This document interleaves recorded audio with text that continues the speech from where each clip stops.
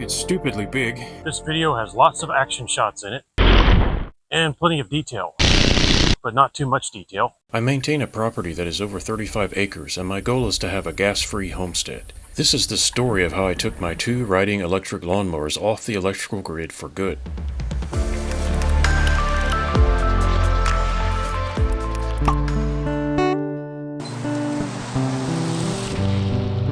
Hi folks, Dave here. I'm a big-time fan of electric riding mowers. Combined with lithium batteries, they are a match made in heaven. But I want to permanently take my electric mower fleet off the grid. Now, I've been mowing grass for several years using battery-powered equipment and solar. But at times, I've had to depend on the electrical grid to charge, especially when it's cloudy. In this video, I will document the process of building a solar-powered gas station for my electric riding mowers. What happens if you emphasize storage capacity versus the size of the solar array? The answer is you end up with something like a gas station, which stores a lot of gas but only fills up once in a while. What I want to build is a dedicated off-electrical grid system that emphasizes storage capacity. That means even if it's cloudy, I can guarantee at least one full charge of 1 or even 2 electric riding mowers in my fleet. Then after charging, those storage batteries can charge up from a reasonably small solar array over the week and be ready again when I need them. Plus, this system could provide extra power to my barn if I ever needed it. Over here is my barn where I currently store my electric riding lawnmowers. And on the left you can see a system that I built using recycled lead-acid batteries, which ironically came from a riding lawnmower. This system is not able to charge these 2 mowers. Both of these mowers hold 3 to 5 kilowatt hours of capacity. This system is intended for charging power tools and running lights and so forth. It can power up this mower as long as all it's doing is pulling a trailer, but mowing grass takes a great deal of power. But that's okay because there's phase 2 in my plan, which is over here. I'm going to take that board and put it on the wall.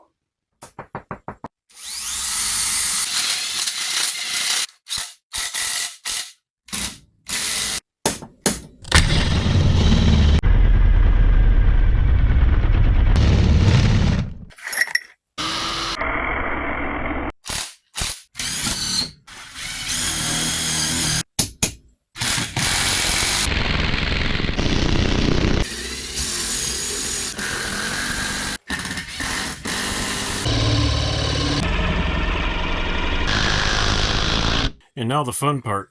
That board needs to be up on that wall.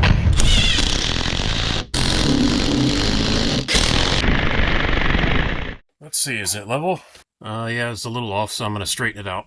Okay, 3 pieces of recycled 2x4 and 1 piece of probably 30-year-old wallboard from an old house. Who knows where it came from? And I might put some paint or something on that later. Not going to worry about it right now. To charge the batteries, I had this MPPT charge controller in storage. Alright, let's get the charge controller on the wall. Looks pretty good. Next, I moved my other charging board that I use for charging my lawnmowers. This board is pretty old. And what I've done is I've combined this into the system because it has a circuit breaker and it has all the necessary things that I need. Plus it has my MPT7210A. This is a micro trickle charging setup, but I know I'm going to use a circuit breaker immediately. If you want to see more about this particular board, there's a dedicated video on this charge controller as well as this charging setup, and I'll link those down in the description. And now I can proceed with the next part of the install. For those of you who don't know, I just moved, so finding all my stuff has been a real challenge. I have managed to find some of my wires.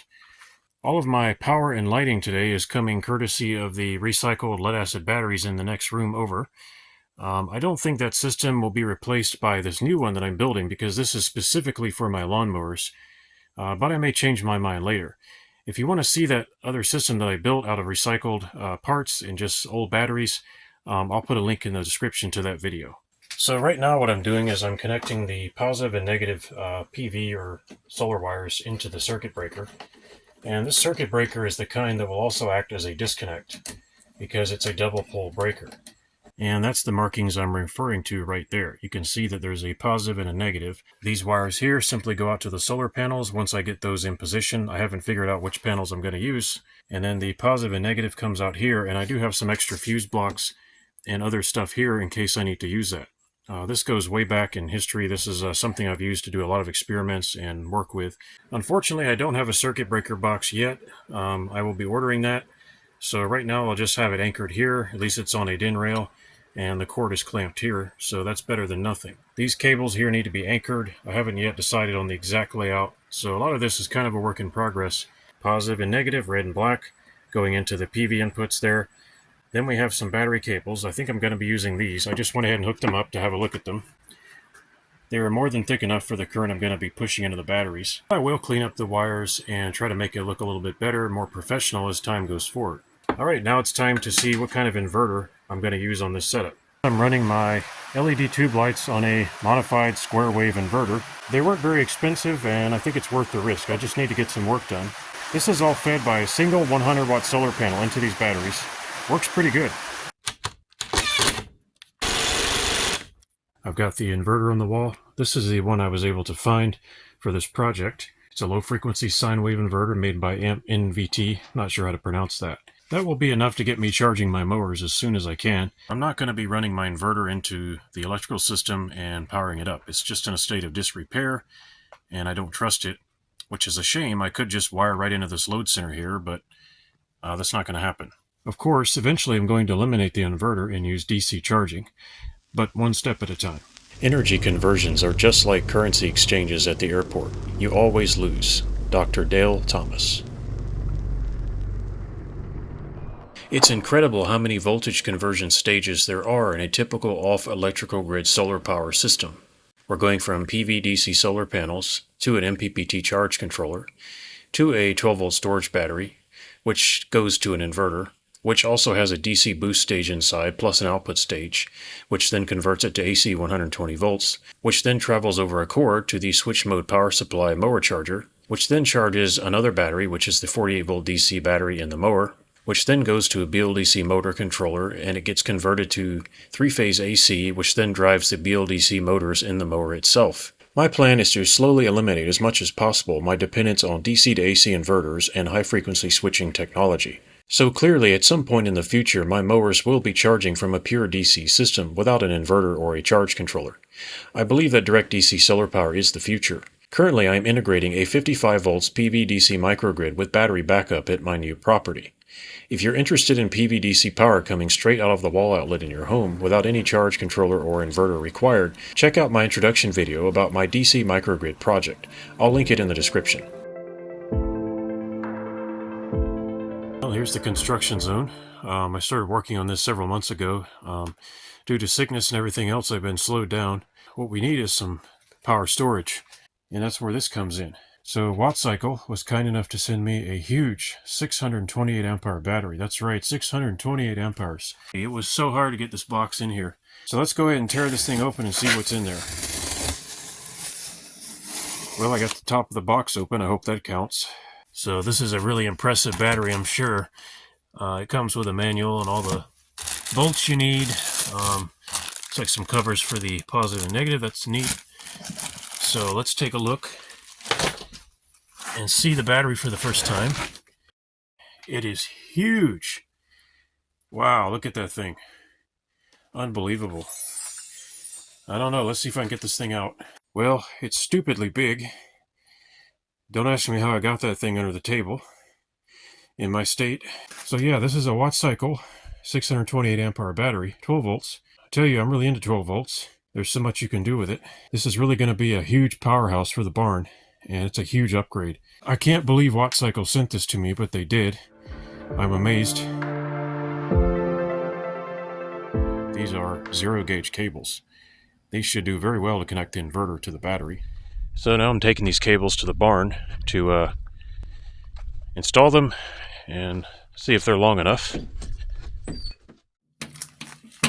I never depend on a BMS to protect me. I always use a fuse. And generally speaking, I want a fuse as close to the positive terminal of the battery as possible.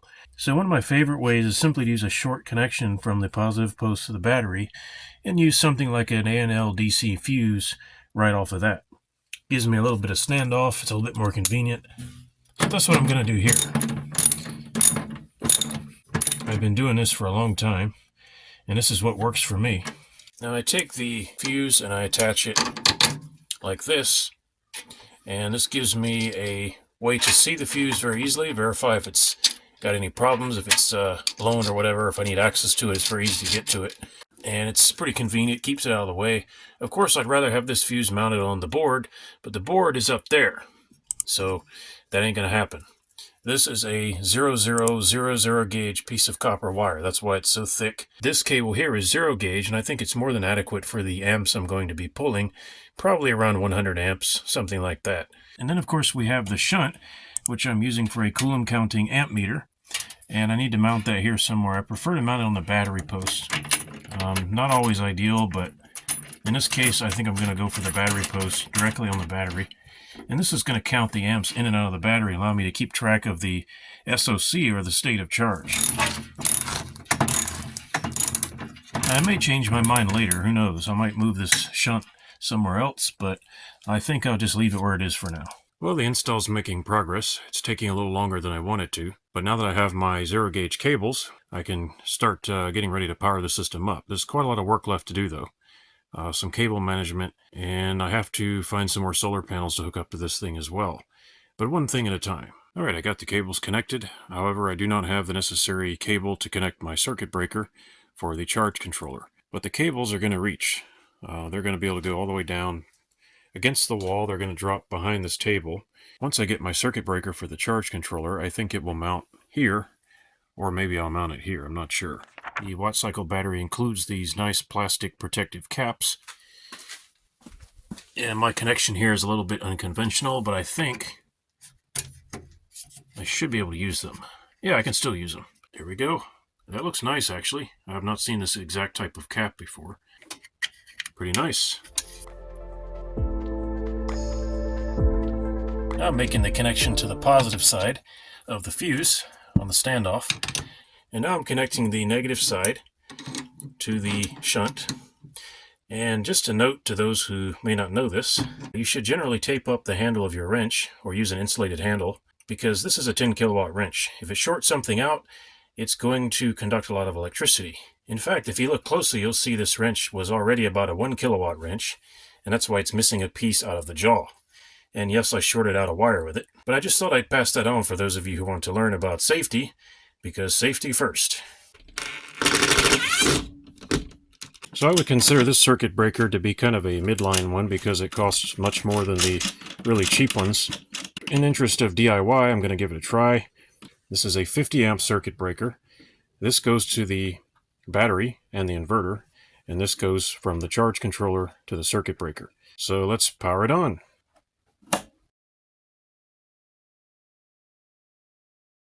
Hopefully we're getting enough sun. I don't know if it's going to be enough to charge, but we'll try. It's a single 100 watt solar panel on the roof. It'll do for now for testing. And let's see if this will do anything.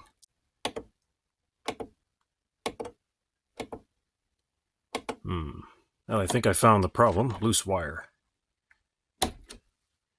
Yeah, that's what happens when you don't clamp the wires properly. Between the thermal expansion and contraction of a circuit breaker and the fact that this one is not properly held in place, it causes the wires to get loose eventually, and it's just something you gotta look out for. I'm not too worried about it. Hopefully I'll have a breaker box at some point, but the good thing is after I tighten that screw, we're getting a little bit of power. So let's see how much we're getting. 2.5 amps isn't great, but it's something. The sun is very overcast today, so I don't really expect a lot. Well, I've made quite a mess, but I'm getting there. So we're charging the battery at last. Can I mow the yard with just a 100 watt panel and that battery and my charger and inverter? Well, the reality is probably not. I think what I'm going to do is add another solar panel to the roof of the barn. Right now it's January, so we're not getting much sun. So the fact that I'm only getting a couple amps doesn't alarm me at all. This is temporarily going to run my chargers for my mowers until I can go 100% DC. But one thing at a time. Alright, the inverter powered up, looks fine. I'm just going to tidy up these connections a little bit. They're not quite where I want them to be, but I'm getting there. And now just a little extra security for these 0 gauge cables as I start to route them to their final locations. I will add some more stuff later to hold these cables in place, but this will do for now. Well, I got the shunt online, and this is a Coulomb counting amp meter or battery meter or fuel gauge for batteries, whatever you want to call it. And of course it says 30 amp hours, but that's because it doesn't know yet what the state of charge is. Until I add the solar panels, we're only getting about 50 watts of power into the batteries. So I'll need to handle that next.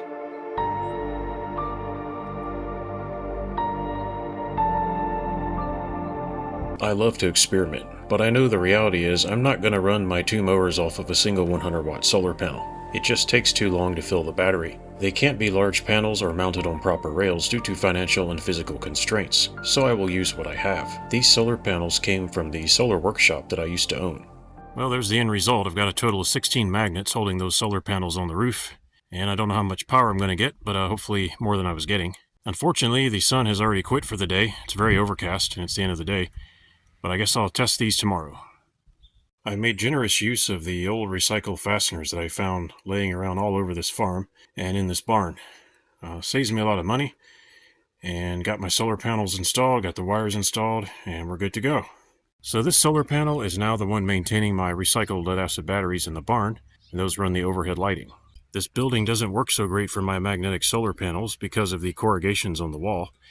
Oh well, and I've got the wires running inside the barn, but unfortunately, I had to cheat and use a piece of wood to hold it up, because it just doesn't feel like it's going to stay there. Given the winter sun and the angle that the solar panels are at, I'm getting 171 watts. That's a lot better, and I think I can survive in the summertime with 2 mowers off of that. So we'll have to see. It's a bit of an experiment. It's going to take a while for this meter to ascertain the state of charge. I'm just waiting for it to catch up. We're hitting about 13.4 to 5 volts, so this is a pretty big battery, and it's going to take a bit longer to fill up. Well, I'm using the system. It's not a lot of drama. It's just running. Probably like 400 watts or so. Not a huge amount of power. This is my small charger, ryobi battery charger that came with the mower. And this only does about, like 400, 500 watts, which is fine. I don't really want to do more than that. This mower has a battery of approximately 5 kilowatt hours, although to be honest, I don't fully charge it, so I consider it to be 4. 8.1 amps at 53.86 volts. Let's see if we can calculate the efficiency of this overall system. Let's go look at the numbers on the other side. And yes, I just ran an extension cord through the window. It is what it is. Okay, we are charging, so that's not going to be an accurate number. We need to turn the charger off to get these numbers calculated. So I'm going to turn off the breaker. Now we're not getting any charging. And just to be extra accurate, I'm going to turn off the charge controller as well. And we're getting 13.2 volts at 39.6 amps, or 524 watts. So let's calculate the efficiency of this system from the solar panels to the inverter to the lawnmower. This is good educational DIY content. So we end up with 523 watts coming out of the 12-volt battery, and only 436 watts are making it into the lawnmower itself. How much power is the inverter wasting? This is a low-frequency inverter, and we would expect this to waste a little bit more power than a high-frequency or HF design. And that's generally the case, but I'm curious to know what the actual numbers are. Yeah, that's not the worst. It's 83.4% efficiency. Of course, we have to subtract the MPPT controller, which is going to be wasting 2 or 3 or 4 or even 5% of the power. It depends on various conditions and what voltage is coming in on the input versus the battery itself. But if we allow about 3%, it's about 80% efficient. Honestly, that's not the worst. It's also important to note that the switch mode power supply mower charger is also going to waste some of that power. But that's the price you pay for using AC step up and step down.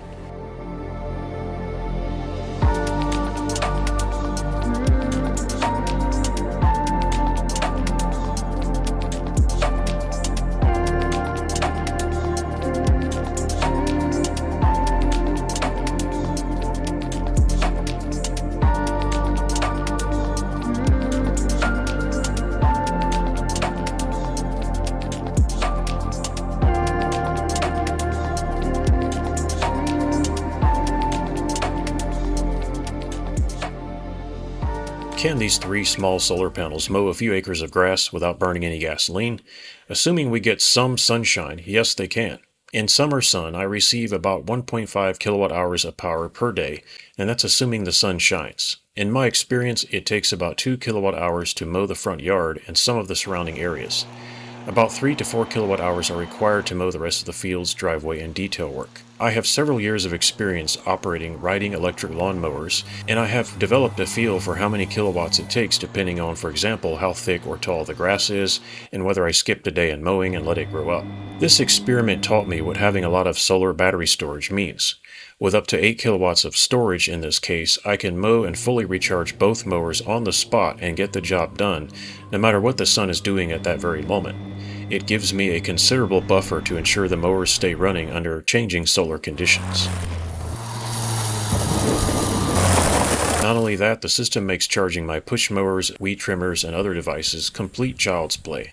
You know, I actually don't hate gasoline, but it is my goal in this homestead to eliminate as many dependencies and vulnerabilities as I possibly can. It's not possible for me to create gasoline. If I need it, I have to go and get it from a refinery and a store. But solar power is different. It gives freedom and independence.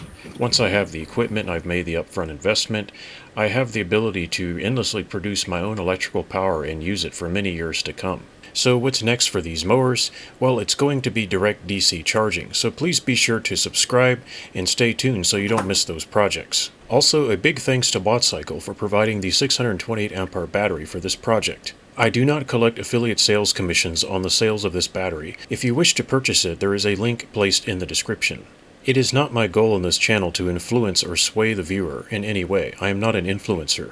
I think this 628 amp hour WattCycle battery performed better than the 300 amp hour sample I tested in a previous video. The 300 amp hour sample barely had 300 amp hours in it, whereas the 628 amp hour sample easily meets its labeled rating. I will say that the 300 amp hour sample easily jump-started my dead car battery twice when I was moving. It is my hope that this battery will keep my grass under control for many years to come. We'll see. Folks, I hope you liked this video. If you did, please leave it a thumbs up, subscribe, and leave me a comment if you have time. Thanks for watching, and I hope to see you next time.